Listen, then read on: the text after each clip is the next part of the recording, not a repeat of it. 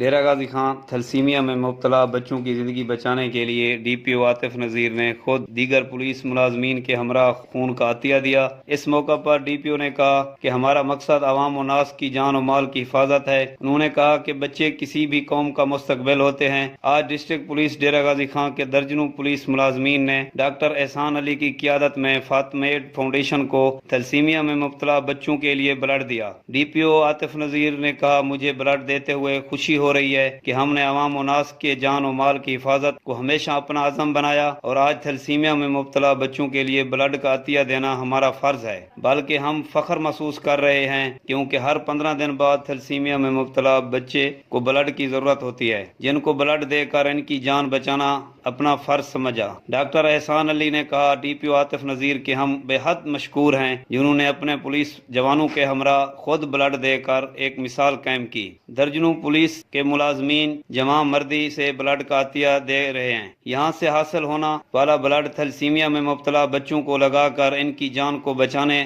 کے لیے ہر اقدامات عمل میں لائے جائیں گے۔ اویس رن، سٹی نیوز، ڈیرہ غازی خان۔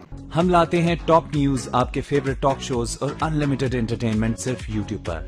اگر آپ نے ابھی تک ہمارا چینل سبسکرائب نہیں کیا تو ابھی سبسکرائب کریں اور بیل آئیکن کو کلک کر کے ہماری لیٹسٹ ویڈیوز کے بارے میں اپڈیٹ جانیں۔